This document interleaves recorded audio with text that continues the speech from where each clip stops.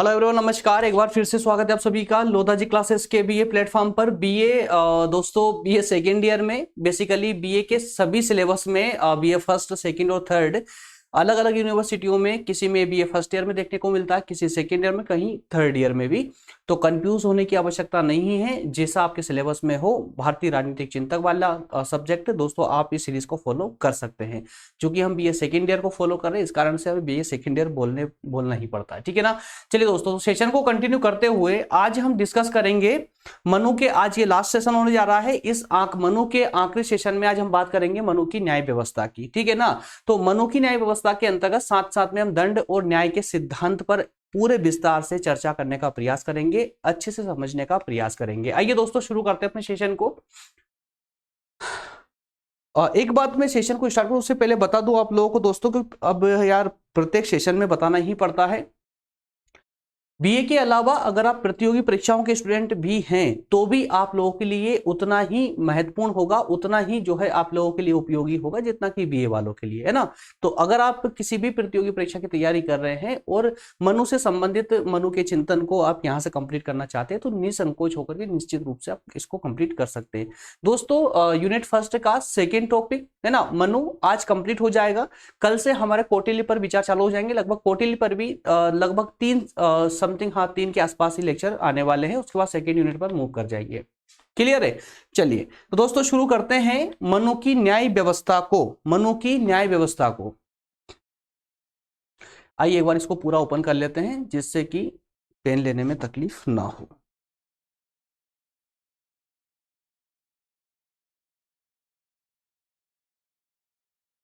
Okay, तो दोस्तों मनु की न्याय व्यवस्था है ना। मनु पर लगभग अभी हमारे 2 लेक्चर हो चुके हैं मनु पर। तो उसमें उन बाकी दोनों लेक्चरों में हमने मनु के संपूर्ण राजनीतिक विचारों पर चर्चा करने का प्रयास किया, उनको अच्छे से समझने का प्रयास किया। उन पहले के जो 2 लेक्चर रहे हैं उनमें हमने मनु से संबंधित जितनी भी सामान्य टर्मिनोलॉजी थी उस पर हमने पूरे अच्छे से और व्यवहारिक रूप से समझने का प्रयास किया था, ठीक है ना। तो दोस्तों उसी क्रम को आगे बढ़ाते हुए आज हम बात करेंगे कि मनु ने अपनी मनुस्मृति में अपने राज्य के लिए किस प्रकार के न्याय की व्यवस्था की थी, ठीक है ना। तो उसको भी हम कुछ स्टेप बाय स्टेप समझने का प्रयास करेंगे, कुछ स्टेप के माध्यम से समझेंगे उसको ताकि कोई कंफ्यूजन क्रिएट ना हो, है ना। चाहते तो एक पूरी कहानी के रूप में एक पूरा सलंग, लेकिन उसमें क्या होता है दोस्तों, वहां पर बहुत सारे पॉइंट मिस हो जाते हैं तो प्रॉब्लम क्रिएट होती है वहां पर, है ना। इसी कारण से कुछ बिंदुओं के माध्यम से, जैसे पहले हम व्याख्या पर बात कर लेते हैं कि व्याख्या के अंदर हमें इसका कितना पार्ट लिखना चाहिए। उसके बाद में दोस्तों हम बात करेंगे कि न्याय क्या है इनका। उसके बाद न्याय के अंतर्गत इनके जो एविडेंस रहे हैं, प्रमाण रहे हैं, वो क्या है, कितने प्रकार के हैं। इसके बाद में भी दोस्तों हमें जो है इसके तुरंत बाद में प्रमाणों पर चर्चा करने के बाद में जो हम बात करेंगे दंड व्यवस्था की, ठीक है ना। तो इस प्रकार से इन 4 बिंदुओं को फॉलो करते हुए हम अपना आज का सेशन कंप्लीट कर लेंगे। क्लियर है। चलिए तो शुरू करते दोस्तों न्याय व्यवस्था से, व्याख्या से, मनु की व्याख्या से। अब तक आपको ये सब कुछ पूरी तरह क्लियर है कि मनु की अपनी जो कृति थी, है ना, जो पुस्तक थी मनुस्मृति, उन्होंने अपना जितना भी चिंतन दिया है पूरा उन्होंने अपनी मनुस्मृति में ही दिया था, ठीक है ना। तो उन्होंने जहां पर उन्होंने एक देवीय सिद्धांत की रचना की थी, किसके लिए, राज्य के लिए, है ना। तो राज्य के लिए देवीय सिद्धांत की रचना करते हुए उन्होंने स्पष्ट कहा था कि जो राज्य है वो ईश्वर की देन है, ना कि मनुष्य की। और उस राज्य को संचालित करने के लिए जो राजा होगा, जो राजा है वो भी ईश्वर का एक प्रतिनिधि माना गया है। तो उसी क्रम में दोस्तों उन्होंने उसी राज्य में न्याय किस प्रकार का होना चाहिए उसकी बात उन्होंने इसके अंतर्गत की है। तो थोड़ा सा हम पहले इसको समझ लेते हैं कि न्याय व्यवस्था के अंतर्गत मनु ने दोस्तों न्याय व्यवस्था को मनुस्मृति में स्पष्ट शब्दों में उल्लेखित किया है। और उन्होंने इस न्याय के अंतर्गत उन्होंने कानून बनाने का कार्य, किसका, विधि बनाने का कार्य। अब यहां पर दोस्तों इस प्रकार से समझिए आप इसको ताकि कंफ्यूजन आपकी पूरी कंप्लीट हो जाए, क्लियर हो जाए। देखिए, विधि बनाना, क्योंकि विधि निर्माण किसी भी राज्य का एक महत्वपूर्ण कार्य होता है, महत्वपूर्ण अधिकार भी होता है ना, विधि निर्माण। तो अब ये सोचिए कि अगर हम मनु को 2 मिनट के लिए हटा करके अगर हम वर्तमान की बात करें, तो वर्तमान में विधि का निर्माण कौन करता है? भारतीय शासन व्यवस्था के अंतर्गत विधि का निर्माण कौन करता है दोस्तों? तो आप कहेंगे कि सर संसद करती है। कौन करती है? संसद करती है ना। संसद मतलब कि कार्यपालिका, है ना, विधायिका करती है। कुल मिलाकर के विधायिका, और विधायिका में ही जो है लोकसभा, राज्यसभा और राष्ट्रपति आ जाते हैं। विधायिका करती है ना। तो हमने एक शब्द में उसको संसद कह दिया, संसद करती है। चलिए ये ठीक है। अगर हम बात करें कि हम बोलें कि जो संसद, भारत में जो विधि का निर्माण संसद करती है, तो संसद में मतलब हमारे संविधान में किस प्रकार के लोकतंत्र की बात की गई है? हमारे संविधान में सिर्फ प्रतिनिध्यात्मक लोकतंत्र की बात की गई है। किसकी? निध्यात्मक लोकतंत्र। अब समझते चलिए, इसको पूरा क्लियर हो जाएगा। इसको समझते चलिए, भारत में किस प्रकार का लोकतंत्र है दोस्तों? प्रतिनिध्यात्मक लोकतंत्र। क्यों कहा गया है प्रतिनिध्यात्मक लोकतंत्र? क्या होता है?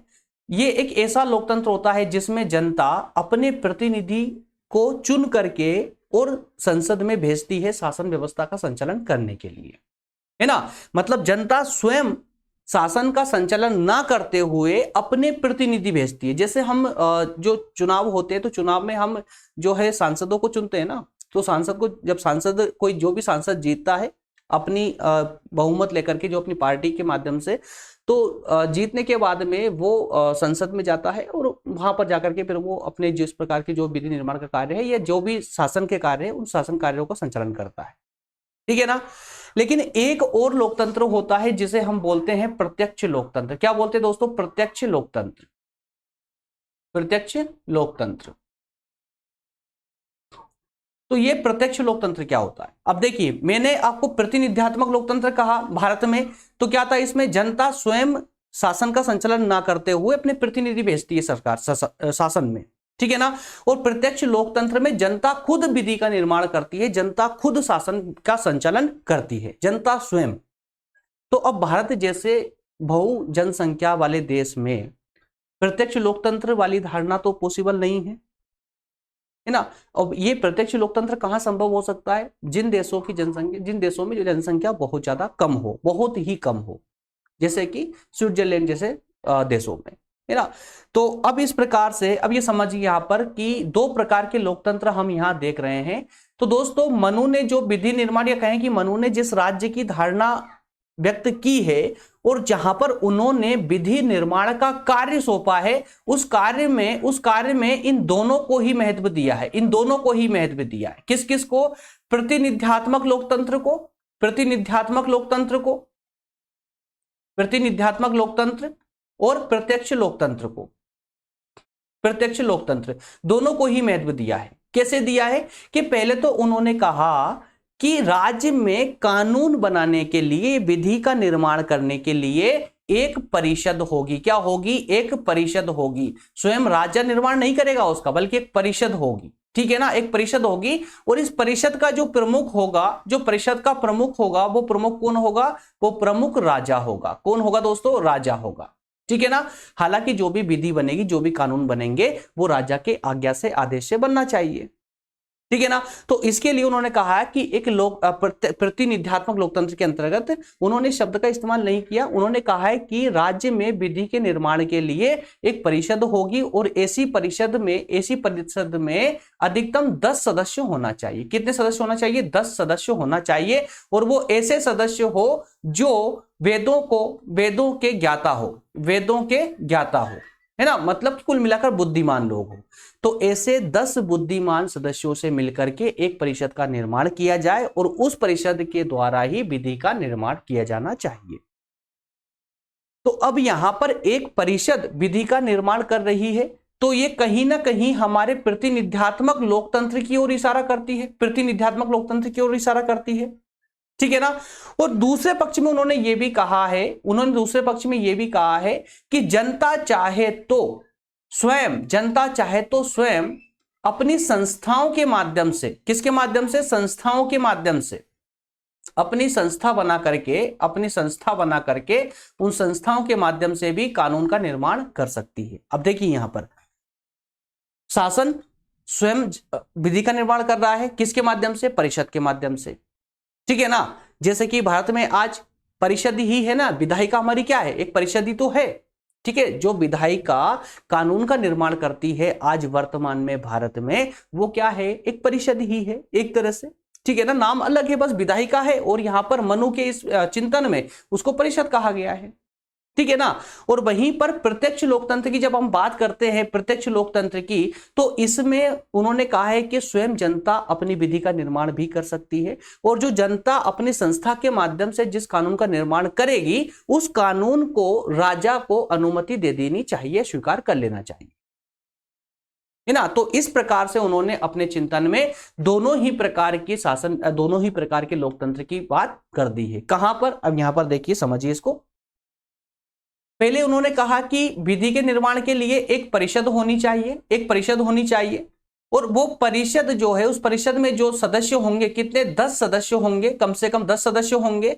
उन 10 सदस्यों में वो 10 सदस्य कैसे होना चाहिए? जो धर्म और वेदों के ज्ञाता हो, धर्म और वेदों के ज्ञाता हो, अर्थात एक शब्द में बुद्धिमान लोग हो। और उन 10 सदस्यों में भी उन्होंने कहा है कि 3 सदस्य ऐसे हो जो वेदों के ज्ञाता हो, एक सदस्य निर्वक्ता हो, एक मीमांसाकार हो, एक निरुक्त, एक धर्मशास्त्री, और 3 मुख्य व्यवसायी होना चाहिए। इस प्रकार से उन्होंने 10 सदस्यों को मिला करके एक परिषद के निर्माण की बात कही थी, ठीक है ना। अब आगे उन्होंने कहा कि परिषद तो कानून का निर्माण करती ही है, इसके अलावा जनता अगर चाहे तो अपनी स्वयं की संस्थाओं के माध्यम से भी कानून का या विधि का निर्माण कर सकती है। उसकी संस्थाएं कौन कौन सी? जैसे कुल, जाति, श्रेणी या जनपद, तो ये एक जनता की जो है संस्थाएं होती है, और जो जनता इन संस्थाओं के माध्यम से कानून का निर्माण करेगी, उन कानूनों को राजा के द्वारा स्वीकृति दे देनी चाहिए। क्लियर है? तो इस प्रकार से मनु ने अपने राज्य में जो है कानून निर्माण की बात कही है, दोनों प्रकार से, प्रत्यक्ष लोकतंत्र के माध्यम से, ये प्रत्यक्ष और अप्रत्यक्ष लोकतंत्र। इसकी मैं जो आपको समझाने के लिए व्यक्त कर रहा हूं, ये मनु के चिंतन में डायरेक्टली दोस्तों लिख मत दीजिएगा, है ना, प्रॉब्लम खड़ी हो जाएगी, ठीक है ना। क्योंकि यहां पर इस चिंतन में जिन शब्दों का इस्तेमाल किया गया है, उनकी ही चर्चा आप लोग यहां पर करेंगे। सिर्फ समझाने के लिए मैंने आप लोगों को बोला है प्रत्यक्ष लोकतंत्र और अप्रत्यक्ष मतलब प्रतिनिध्यात्मक लोकतंत्र की बात मैंने समझाने के लिए की है। आई होप कि ये इतना मैटर आपका क्लियर होगा, ठीक है ना। अब आगे बढ़ते हैं, अब बात करते हैं न्याय की। तो दोस्तों न्याय व्यवस्था के अंतर्गत भी मैं आपको फिर से ब्लैक इस डिस्प्ले पर ले चलता हूं। और अब यहां पर एक बात देखिए आप लोग,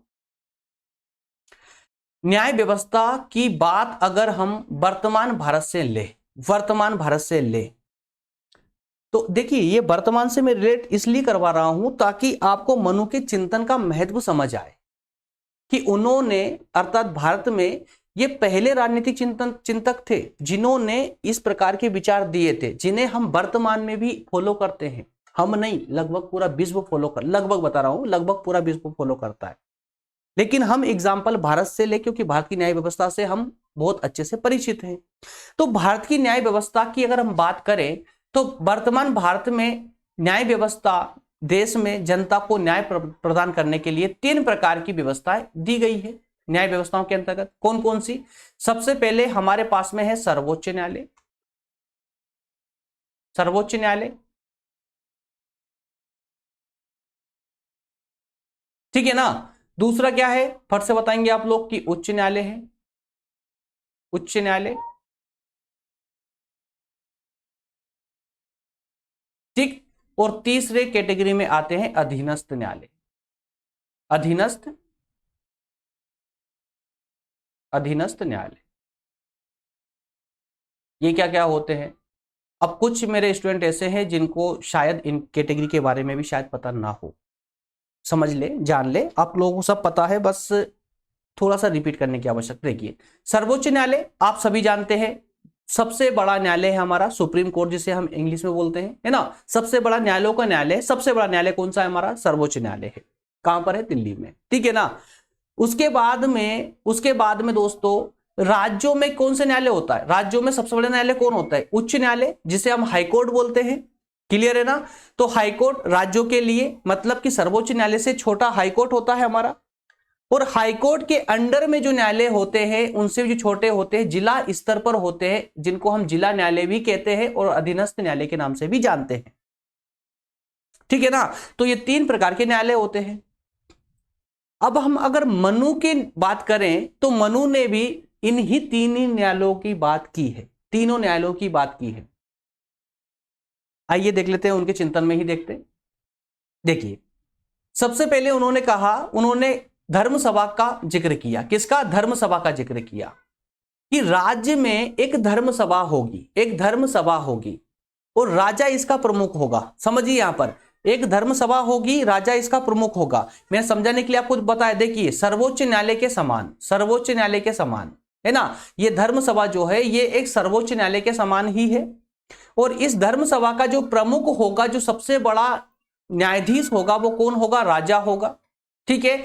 और कभी अगर राजा की अनुपस्थिति होती है, राजा की अनुपस्थिति रहती है, तो उस राजा की अनुपस्थिति में इस धर्म सभा का कार्य कौन देखेगा? तो दोस्तों, राजा के द्वारा जो भी निर्देशित किया गया है, एक विद्वान पंडित की बात कर लेते, विद्वान ब्राह्मण की बात कर लेते, और ऐसा विद्वान ब्राह्मण कुछ सदस्यों के सहयोग से धर्म सभा का संचालन करेगा, है ना। तो ये दोस्तों आपका जो है मनु के अनुसार ये था आपका सर्वोच्च न्यायालय। ठीक है ना, ये सर्वोच्च न्यायालय था। क्लियर है। फिर आगे उन्होंने मनुस्मृति में ही कहा है कि धर्म सभा के अलावा छोटी धर्म सभा भी होगी। क्या होगी? छोटी धर्म सभा भी होगी। और इस छोटी धर्म सभा का जो न्यायाधीश होगा वो राजा के द्वारा नियुक्त किया गया एक ब्राह्मण अधिकारी होगा और 3 अन्य पंडित होंगे। देखिए यहां पर, तो ये हूबहू बिल्कुल हमारे उच्च न्यायालय की तरह लग रहा है, हाई कोर्ट की तरह लग रहा है। और आगे कहानी को बढ़ाते हुए, उनकी कहानी यही समाप्त नहीं हुई, बल्कि उन्होंने और भी आगे कहा कि मनु ने अन्य न्यायालयों पर भी विचार किया है। अन्य न्यायालय जो जमीनी स्तर से जुड़े हो, है ना, जो स्थानीय स्तर के हो, जैसे कुल, श्रेणी या जनपद न्यायालय, तो ये स्थानीय न्यायालय अर्थात अधीनस्थ न्यायालय। तो मनु ने भी अपने चिंतन में 3 प्रकार के न्यायालयों की बात की थी, धर्म सभा, छोटी धर्म सभा और जो है कुल, श्रेणी और जनपद न्यायालय। क्लियर है। तो तीनों को आप ऐसे ही समझिएगा, धर्म सभा मतलब सर्वोच्च न्यायालय, छोटी धर्म सभा अर्थात की उच्च न्यायालय, और कुल, श्रेणी या जनपद न्यायालय का अर्थ हुआ आपके स्थानीय न्यायालय, जिला न्यायालय या अधीनस्थ न्यायालय। क्लियर है ना। चलिए आगे बढ़ते हैं दोस्तों, आगे बढ़ते, अब बात करते हैं प्रमाण की। भाई न्याय की बात हो रही है, ठीक है। अब जो सबूत पेश किए जाते हैं, तो यहां पर मनु ने प्रमाण मतलब सबूत, समझ रहे ना, एविडेंस। तो वो एविडेंस कितने प्रकार के हो सकते हैं, क्या होंगे एविडेंस? तो एविडेंस में भी मनु ने 2 प्रकार के एविडेंसों की बात की है, प्रमाणों की बात की है। एक कहा है उन्होंने मनुष्य का प्रमाण और दूसरा कहा उन्होंने दिव्य प्रमाण। तो क्या होते हैं, दोनों को भी थोड़ा सा समझ लेते हैं जिससे हमारा मैटर क्लियर हो जाए। मनुष्य प्रमाण के अंतर्गत दोस्तों उन्होंने 3 प्रकार के प्रमाणों की बात की है, 3 प्रकार के प्रमाणों की बात की है। उन्होंने कहा एक तो लिखित प्रमाण होगा, और लिखित प्रमाण से मिलता जुलता एक युक्ति प्रमाण भी हो सकता है ना, युक्ति प्रमाण भी हो सकता है। उसके अलावा एक साक्षी होगा। तो 3 प्रकार के प्रमाणों की बात की है मनुष्य प्रमाण के अंतर्गत। उन्होंने आगे कहा है कि लिखित प्रमाण अगर जबरदस्ती बलपूर्वक लिखवाया गया हो तो ऐसे प्रमाण को राजा को स्वीकार नहीं करना चाहिए, उसमें विशेष सावधानी रखनी चाहिए, उसकी अच्छे से जांच पड़ताल कराई जानी चाहिए, जिससे पता चले कि लिखित प्रमाण सत्य है या असत्य है। आगे उन्होंने साक्षी को लेकर के कहा है कि साक्ष्य प्रमाण भी मान्य होने चाहिए, लेकिन इसमें भी विशेष सावधानी रखनी चाहिए, क्योंकि साक्ष्य के अंतर्गत भी झूठ बोलने वाले भी बहुत सारे होते हैं। अगर कोई व्यक्ति से संबंधित कोई सेवक है जो झूठ बोल सकता है, या शत्रु है, सन्यासी है या कोढ़ी है, कोई भी ऐसा व्यक्ति जो लगता है कि ये झूठ बोल सकता है, उसके पक्ष में बोल सकता है या विपक्ष में ही बोलेगा, तो ऐसे व्यक्ति पर भी विश्वास नहीं किया जाना चाहिए। तो उन्होंने लगभग पूरा समझाने का प्रयास किया है एविडेंसों के माध्यम से, और लगभग यही एविडेंस, यही प्रमाण दोस्तों आज भी मान्य है। वर्तमान राजनीति में भी यही एविडेंस मान्य है। क्लियर है। इसके बाद उन्होंने कहा दिव्य प्रमाण। आपने देखा होगा ना, जो शपथ, किसी भी साक्षी से पहले शपथ दिलवाते हैं, है ना, तो शपथ लेकर या कठोर परीक्षाओं से सत्य और असत्य का पता लगाने के लिए मनुस्मृति में इस प्रकार के 18 प्रकार के इन 18 विषयों का उल्लेख किया गया है कि ऐसे कौन कौन से विषय होंगे जिस पर हम शपथ दिलवा करके और एविडेंस के रूप में उनका प्रयोग कर सके। तो दोस्तों उसमें से कुछ मैं आप लोगों के लिए यहाँ पर लेकर आया हूं, जैसे कि 1 मीटर ऋण लेकर मुकर जाना, ये मैटर हो जाएगा। इसके अलावा धरोहर मतलब ज्यादा संपत्ति रखना। इसके अलावा बिना स्वामी के वस्तु बेच देना, है ना। स्वामी कहीं घूमने चले गए हैं और आपने जो उसके संभालने वाले जो भी है, या हम एक तरह से उसको कर्मचारी या नौकरी बोल सकते हैं, तो उनके द्वारा उस संपत्ति को बेच दिया जाना, या व्यापार में साझेदारी करते हुए उसको धोखा देना, या फिर दान, जो आपने दान कर दिया है उसको वापस लेना, वापस मांग लेना, या समय पर मजदूरी न देना। इसके अलावा पशु के स्वामी और उस पशु का पालन करने वाले के बीच में विवाद होना, सीमा का विवाद होना, क्रय विक्रय संबंधी विवाद होना, या अनुचित शब्दों का। इस प्रकार से और भी 8 और है, आपकी पुस्तक में पूरे 18 का ही वर्णन है, उसको पढ़ लीजिएगा, वहां से मिल जाएगा, ठीक है ना। तो इस प्रकार से दोस्तों 2 प्रकार के प्रमाणों की मनु ने चर्चा की थी अपनी मनुस्मृति में, ठीक है, मनुष्य प्रमाण और दिव्य प्रमाण। आई होप कि ये मैटर क्लियर होगा यहां तक का, ठीक है ना। चलिए अब आगे बढ़ते हैं, अब देखते हैं दंड व्यवस्था। तो दंड व्यवस्था के अंतर्गत भी दोस्तों उन्होंने 3 प्रकार की जो दंड व्यवस्था है उनका समायोजन किया है, उनका समन्वय किया है। कौन कौन सी 3 प्रकार की दंड योजनाएं हैं दोस्तों? कौन कौन सी 3 प्रकार की? एक अपराधी को सुधारने वाली जो दंड व्यवस्था होती है उसको सुधारात्मक कहते हैं। एक होती प्रतिशोधात्मक, प्रतिशोध लेने के लिए जिस दंड का प्रयोग किया जाता है उसे प्रतिशोधात्मक दंड व्यवस्था कहते हैं। विरोधात्मक, शत्रु के द्वारा जिस प्रकार के दंड का प्रयोग किया जाता है उसको विरोधात्मक दंड व्यवस्था कहते हैं। तो मनु ने इन तीनों को ही मर्ज कर दिया, और तीनों को मर्ज करते हुए उन्होंने स्पष्ट कहा कि व्यक्ति ने जितना अपराध किया है उसे उतनी ही सजा मिलनी चाहिए, और एक अपराध के लिए उसे एक बार ही सजा मिलनी चाहिए, बार बार नहीं। मनु का स्पष्ट मानना था, उन्होंने मनुस्मृति में स्पष्ट लिखा था कि एक अपराधी को दंड मिलने के बाद में वो पाप मुक्त हो जाता है, और अपनी सजा भुगतने के बाद उसे समाज में उसके लिए ऐसी व्यवस्था की जानी चाहिए कि उसे समाज में उसका यथोचित स्थान वापस से प्राप्त हो सके। क्लियर है? इसके अलावा मनु ने जो अपने दंड व्यवस्था की बात की थी दोस्तों, दंड व्यवस्था को उन्होंने वर्ण व्यवस्था पर निर्धारित किया था। वर्ण व्यवस्था के अनुसार दंड व्यवस्था को निर्धारित किया था, है ना। ब्राह्मण, क्षत्रिय, वैश्य और शूद्र, ये जो 4 वर्ण थे समाज के, उन वर्णों के आधार पर उन्होंने पूरे इस दंड व्यवस्था को निर्धारित किया था, उसके आधार पर बनाया था। क्लियर है? और इसी तहत उन्होंने कुछ दंड के प्रकार भी बताए, जैसे कि वाग्दंड, इसके अंतर्गत समझाना बुझाना आता है। दिग्ध दंड, निंदा या भर्त्सना करना। धन दंड, जैसे कि जुर्माना, है ना। काम दंड या वध दंड, शारीरिक यातना देना या प्राण दंड, है ना। कारागार, जाति बहिष्कार, प्रायश्चित, संपत्ति हरण या निर्वासन, ये कुछ ये प्रकार हैं जो मनु की न्याय व्यवस्था के अंतर्गत दंड को जो है प्रदर्शित करते हैं। तो इस प्रकार से दोस्तों हमने विभिन्न बिंदुओं के माध्यम से इन सभी को देखने का प्रयास किया है, ठीक है ना। एक बार फिर से हम लोग रिपीट कर लेते हैं, जिससे कि हमारा ये पूरा फिर से एक बार कंप्लीट हो जाए। सबसे पहले दोस्तों हमने व्याख्या की बात की है, तो व्याख्या के अंतर्गत हमने क्या देखा था कि मनु ने जो है विधि निर्माण की प्रक्रिया के अंतर्गत उन्होंने ये भी कहा है कि शासन भी विधि का निर्माण करे, कानून भी विधि बनाए, और साथ ही साथ में जनता भी विधि बना सकती है अपनी संस्थाओं के माध्यम से, है ना। उसके बाद में हमने बात की थी न्याय व्यवस्था की। तो न्याय व्यवस्था के अंतर्गत हमने 3 प्रकार के न्यायालय देखे, एक धर्मसभा, एक छोटी धर्मसभा और स्थानीय धर्मसभाएं। स्थानीय धर्मसभाएं जैसे कि कुल श्रेणी जनपद न्यायालय, ठीक है ना, जो हमारे सर्वोच्च न्यायालय, उच्च न्यायालय और अधीनस्थ न्यायालयों से मेल खाते हैं। इसके बाद हमने प्रमाणों की बात की थी, सबूतों की बात की, एविडेंस की बात की।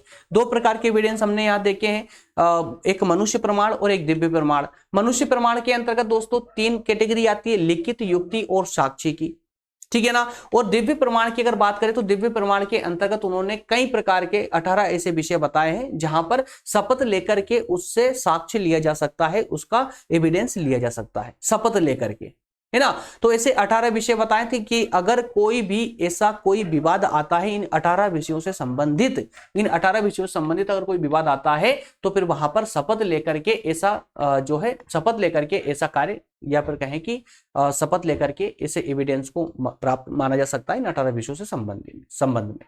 ठीक है ना। इसके बाद में हमने बात की दंड व्यवस्था की, तो दंड व्यवस्था के अंतर्गत भी मनु ने स्पष्ट तौर पर कहा है, जिसे हम वर्तमान में भी एक्सेप्ट करते हैं दंड व्यवस्था को। कैसे कि जिस अनुपात में व्यक्ति ने अपराध किया है उसी अनुपात में उसको सजा मिलनी चाहिए, उससे ज्यादा नहीं। और एक तथ्य याद रख लीजिएगा कि मनु का जो दंड व्यवस्था थी वो वर्ण व्यवस्था पर आधारित थी, है ना, वर्णों के अनुसार आधारित थी। ठीक है। और कुछ प्रकारों की उन्होंने दंड के प्रकारों की भी बात की थी, एक बाघ दंड है, दिग्ध दंड, धन दंड, ये सबके अर्थ यहाँ सामने लिखे हुए हैं। क्लियर है। इस प्रकार से दोस्तों हमारे मनु से संबंधित कंप्लीट चिंतन आज कंप्लीट हो जाता है। 3 लेक्चर के माध्यम से हमने मनु के चिंतन को समझने का पूरा भरकस प्रयास किया है। इसमें संभवतः अब कोई भी पक्ष छूटा नहीं है मनु से संबंधित।